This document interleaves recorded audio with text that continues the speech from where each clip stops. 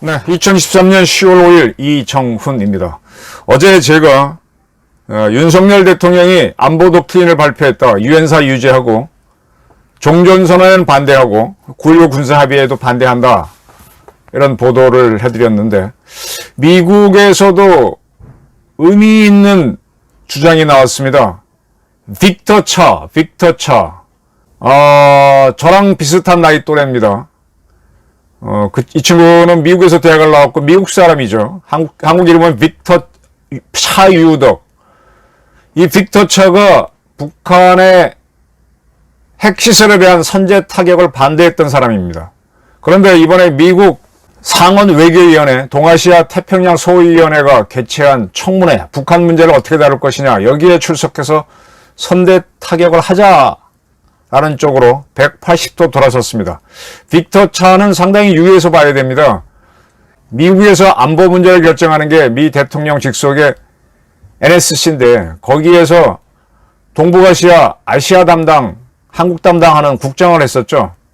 그런 그가 이런 발언을 했다. 그전에는 선제 타격에 반대한다고 표현했었는데 이번엔 때리는 것이 낫겠다라 그랬습니다.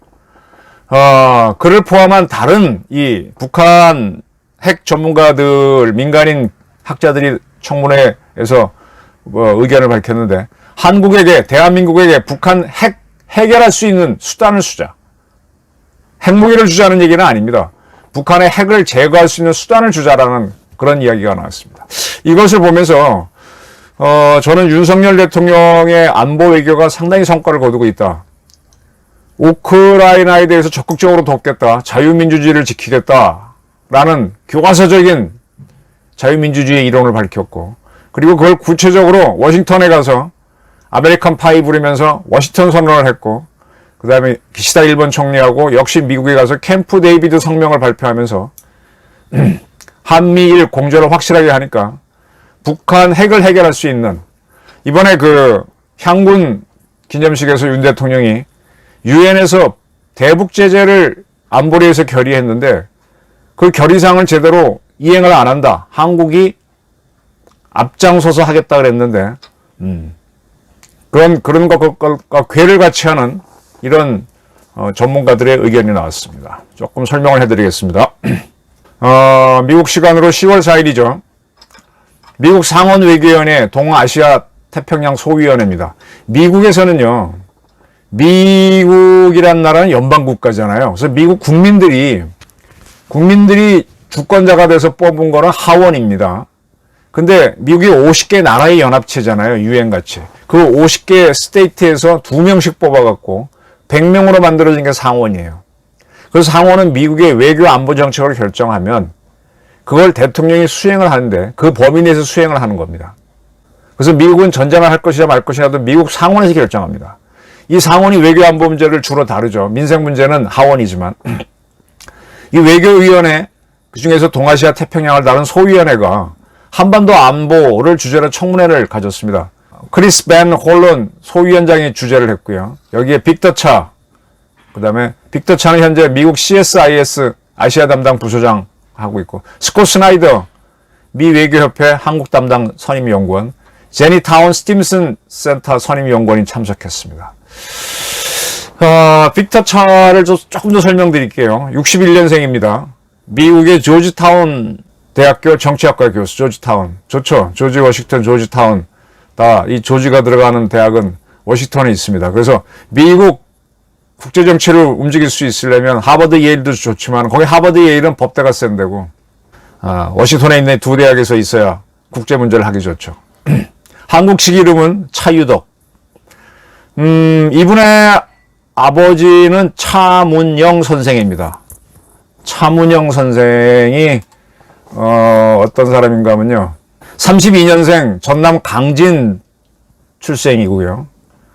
상당히 그 강진에서 명문가입니다. 이 차문영 선생은 이해창, 이홍구 이름만 들어도 다 아시죠. 이분들과 경기고등학교 동기동창입니다.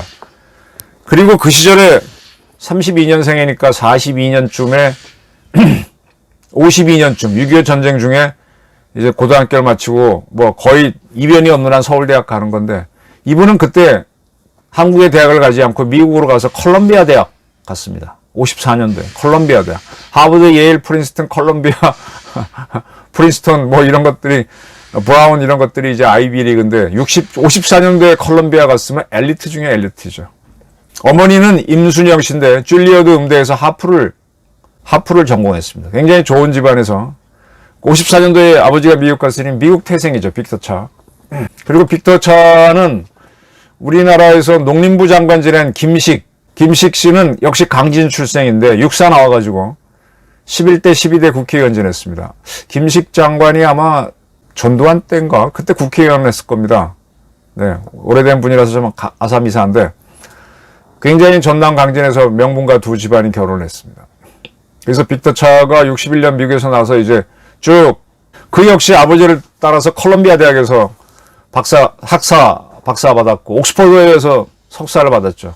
컬럼비아 박사에다가 옥스퍼드 석사니까 이건 미국에서도 미국 국적 갖고 이러면은 뭐 굉장히 세죠. 그래서 미국 NSC 아시아 담당 국장을 했고, 그리고 이제 부시 대통령 시절에 이걸 했습니다. 그리고 이제 한국과 일본 문제를 굉장히 많이 연구를 해온 학자죠. 이러한 그가 언제 주목을 받았는가 하면 2017년 8월 달에 트럼프 미국 대통령이, 그때가 이제 북한이 2017년 8월이면 한참 ICBM 한다고 화성 15형, 13형 쏴대고, 그래서 평창 올림픽이 열리니 많이 문재인 정권이 막 박근혜 탄핵시키고 탄핵된 다음에 정권 잡고 아주 안보가 힘들 때인데, 이때 트럼프가 빅터 차를 주한 미국 대사로 지명을 했어요. 그리고 우리 정부에 아그레방 보냈습니다. 그때 그가 뭐라 그런가 하면, 그때 이제 트럼프가 나중에는 이제 분노와 화형까지 표현하면서 북한 때리겠다. 이제 김정은하고 뭐 대화하기 전에 그런 얘기 했는데, 조금 그 전이긴 하지만, 그때 그는 북한 핵 미사일 시설 타격하는 전략에 반대한다라고 밝혔습니다. 그리고 한미 자유무역협정 FTA 개정에 반대한다. FTA 개정에 반대한다는 것은 우리한테 약간 도움이 되지만, 핵미사일 북한 핵시설 타격에 반대한다는 것은 문재인 정권과 괴를 같이 하는 거였죠. 그래서 굉장히 말이 많았어요. 이 양반이 호남 사람이라서 문재인 편을 들어주는구나 라고 했고, 이것이 문제가 돼서 2018년 1월달 그때 이제 김정은이가 자기 여동생 여정이하고 뭐 한국에 보내서 짝짝꿍 하면서 판문점 회담 뭐 달려가기 그때였죠. 그때쯤 트럼프는 빅터 차를 지명 철회했습니다.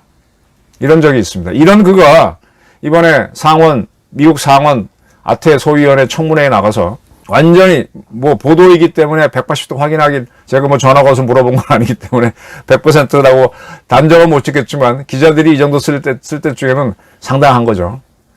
자, 그는 미국 럼니 상원의원, 공화당 의원입니다. 질문합니다. 북한 미사일 발사에 대한 선제 조치에 대해서 물으니까, 지난해 이후 북한은 100회 이상 탄도미사일을 발사했는데 발사 횟수나 속도 모두 이전에 보지 못했던 것이다. 북한의 미사일 실험을 막기 위한 아이디어 중 하나는 우리가 일본이나 하와이, 미국 서부로 향하는 미사일을 격추할 권리를 보유하고 있다는 정책을 선언하는 것이다. 자, 북한이 미사일을 발사하는 실험을 하는데 이 미사일이 일본이나 하와이, 미국 서부로 가죠. 그런 미사일을 격추할 권리를 미국은 보유하고 있다라고 선언하는 것이다. 이는 북한이 쏜 미사일이 날아가는 중간에 격추하는 것일 수도 있고, 그리고 그 미사일을 쏘는 발사대를 향한 것일 수도 있다. 즉 선제 타격하는 것이다. 날아오는 미사일을 SM-3를 쏴서 격추시키는 것일 수도 있고 그 발사대일 수도 있다. 발사대는 쏘려고 하는 순간에 때리거나 쏜 다음에 때리는 거겠죠. 그러면서 북한은 지금 태를 사용한다. Transport, E는 Erection, and L은 Launch. 이동식 발사대죠. 북한은 지금 이동식 발사대로 미사일을 발사하기 때문에 선제적으로 타격하는 것은 어렵다. 쉽지 않죠. 그냥 땅 쏘고 도망가고, 또 쏘기 전에 어디선가 쓱쓱쓱쓱 와갖고 숨어서 쏘니까 발견하기 쉽지 않죠. 이게 미국이 위성으로 본다 그랬지만 야, 북한도 넓잖아요. 어느 한 군데만 탁 주목해서 본다면 보겠지만은 이놈도 이동하니까 옆으로 빠져나가면 또 못 보는 거 아니에요? 현미경으로 보고 있는데 쏙 빠져나가면. 그리고 미국이 위성이 항상 북한에 떠 있는 것도 아니고 지구를 뺑뺑 돌아가는데 하루에 13바퀴 돌아가는데 그중에 북한 지나가는 거는 13분이고 그중에 미사일 기지 찾는 건 불가능이죠. 그러니까 어렵죠. 선제적으로 타격하기는 매우 어렵다. 그거는 매우 위험하다. 선제 타격은. 위험하다는 것을 알지만 우리는 아마 그것을 고려해야 할 시점에 있다고 본다라고 그랬습니다. 굉장히 중요한 얘기를 했어요. 트럼프가 대사하라 그럴 때는 반대한다. 문재인하고 기회를 같이 했는데 빅터 차가 이런 얘기를 했습니다. 저랑 나이가 비슷해서 세상 보는 게 비슷한가요? 그뿐만이 아닙니다. 워싱턴 선언을 상당히 지지하는 것 같아요. 기본적으로 공화당 쪽 사람인 것 같죠. 지금 미국이 확장 억제, 익스텐디드 디터런스를 준다 그랬는데 이게 지금 말만이잖아요. 말만 준 거잖아요. 어음은 증서라도 있는데 증서도 없잖아요. 무슨 워싱턴 선언 그거밖에 없지 않습니까? 당분간 미국의 확장 억제에 대해 아마 한국과 일본은 믿을 수는 없다. 왜? 뭐 아무것도 없이 말로만 준 거니까. 근데 북한의 핵 능력하고 중국의 핵무기 능력은 계속 증강되고 있는데 한국과 일본은 미국이 제공하겠다는 해구산에 받은 게 없잖아요. 물론 우리가 이제 사드 주한미군에 그다음에 일본도 이지스 어시어를 미군이 설치해서 약간은 있긴 하지만 방어시설이 들어오긴 했지만 그거는 워싱턴 선언 나오기 전에 했던 거고. 그래서 뭐가 없다. 그리고 빅터 차는 미국이 익스텐드 디터런스 확장 억제를 하기 위해서 한국이나 일본의 핵무기를 재배치할 수는 없다. 그러나 핵무기 재배치를 하기 위한 인프라를 깔 수는 있다. 필요시 핵을 갖고 집어넣기 위해서 그 인프라를 까는 실무적인 수준은 대화를 할 수 있다. 이런 것들이 북한하고 중국에 상당히 메시지가 될 것이다. 그리고 지금 이제 호주에 대해서 미국이 공격 원자력 핵 추진 잠수함을 제공하겠다, 기술을 제공하겠다 그랬는데 호주라는 나라는 영연방이죠. 그래서 미국이 나토가 아닌 나라를 동원해서 하는 전쟁에 거의 다 참전했어요. 6.25 전쟁에도 왔었고 걸프전, 이라크 다 들어갑니다.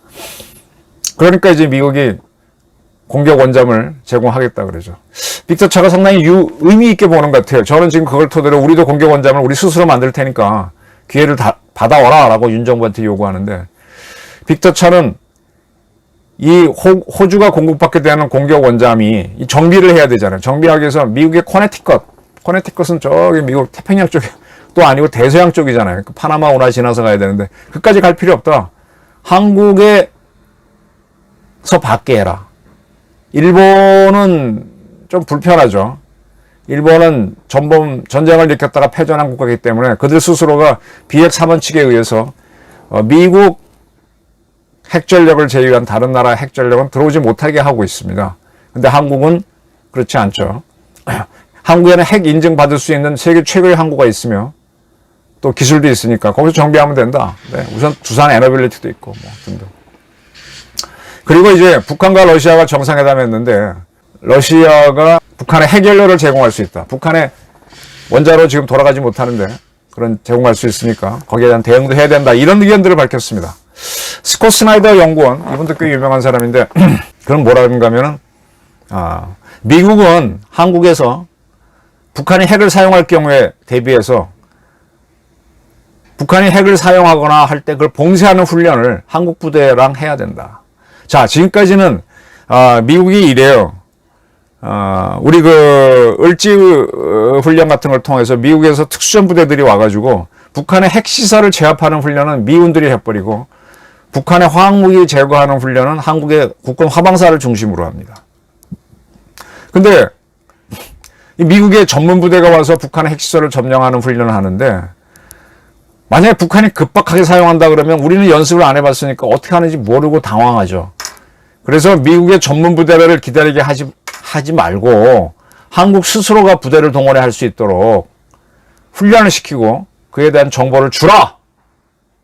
라는 걸 했습니다. 이렇게 되면은 제가 누차례 얘기했듯이 우리 국가정보원이 정보가 빠르니까 우리 국군 화생방 방어사령부는 물론이고 우리 특수전사령부 육군, 그 다음에 해군의 특수전 여단 이런 부대들을 해서 연합 핵 대응 전략사령부 만들었다가 북한이 뭔가 이상한 짓 보내면 이 부대들이 국정원과 같이 북한 지역에 들어가서 핵시설을 무력화하고 ICBM을 폭파시키고 나오는 거죠. 물론 거기에는 공군 스텔스 전투기도 투입될 수 있고요. 이런 얘기를 했습니다. 상당히 옛날 같으면 나오기 어려운 거죠. 그 다음에 제니타운 스팀슨 센터 연구원도 지금 북한은 안정된 국가가 아니죠. 지금 김정은이가 굉장히 힘을 쓰는 것 같지만은 김정은이는 힘이 없고요. 북한을 이끌어가는 그 세력들이 김정은을 내세워서 이것저것 시키는 거죠. 지금 정은이는 되게 멍청하고 브라이트한 친구가 아닌데 지금 자기네가 불안하니까 그 세력들이 지금 푸틴을 만나봐라 하고 푸틴하고 만나고 그다음에 러시아의 무기 공장을 쭉 둘러보고 그러면서 이제 러시아 지원을 받으려고 하고 자기네 탄약을 제공하고 이런 것들인데 이게 잘못되면은 골로 가니까 다 김정은을 시켜서 집단 지도체처럼 움직이잖아요. 그러니까 체제가 불안합니다. 김정은이도 어느 날 갑자기 그 세력들이 야 정은이 안 되겠다 하면 김씨왕조는 끝입니다. 체제가 불안한 국가가 핵무장을 하고 있는데 이런 나라들을 무장해제시키는 거는 쉽지 않다. 다른 접근이 필요하다라고 하면서 인센티브를 제공해야 된다. 이게 뭔가 하면은 북한의 핵 미사일 전문가들이 니들이 일로 빠져나오면 망명에 오면 돈 수억 원 주겠다. 이런 공작하는 얘기예요. 인센티브를 제공하는 것이 모멘텀이 될 수 있다. 이런 얘기들을 했습니다. 그리고 우크라이나에 대한 지원을 중단하면 안 된다. 왜? 한국도 미국을 안 믿게 되니까. 이렇게 나오니까 이제 질문을 많이 했던 롬니 의원이 재래식은 물론 핵무기에 대해서 막대한 투자를 북한이 하고 있다. 그러한 북한을 곁에 두고 있는 한국이 핵 능력이 없다는 것은 상당히 문제다. 롬니 의원 자신도 문제다. 내가 만약 한국에 산다면 나도 불안하다. 것이다. 이렇게 얘기했습니다. 자, 미국이 소련이 핵무장을 했을 때 밸런스 오브 호러라 그래서 이격 능력을 갖추죠. 그래서 자기들은 SLBM을 갖추게 되고 또 저쪽에 SLBM을 갖추니까 SDI로 해서 항상 한 단계 더 넘어가는 식으로 능력을 옮겨서 소련을 붕괴시킵니다. 근데 지금 우리는 북한하고 중국이 핵을 갖고 있는데 핵 균형을 못 잡잖아요. 미국 핵에 의존하는데 이거 현재는 그건 말만이고 그러니까 이제 인프라를 기축하고 한국 부대들이 북한의 핵을 제거할 수 있는 훈련을 시키고 정보를 주자 뭐 이런 얘기들이 민간에서 나오는 건데 이런 걸 우리가 하나씩 갖춰가야 되죠. 그래서 저는 그런 능력을 갖추는 게 밸런스 오브 호러, 공포의 균형이 되고 조금 더 가게 되면은 그것 때문에 북한이나 중국이 붕괴되면 우리가 통일할 수 있는 기회를 찾게 된다는 겁니다. 근데 이러한 것들이 이런 주장이 나올 수 있으려면 문재인처럼 해버리면 안 되는데 윤석열 대통령이 지금 우크라이나에 대해서 적극적인 지원을 밝히고 또 워싱턴 선언, 아메리칸 파이 부르고 그다음에 캠프 데이비드 성명을 발표하고 쭉쭉쭉 나가면서 그다음에 대북 제재 안보리 결의를 한국이 앞장서서 시행하겠다 이런 발표, 유엔사 유지하겠다 이렇게 하니까 이런 게 열리는 겁니다. 빅터 차도 180도 돌아섰다.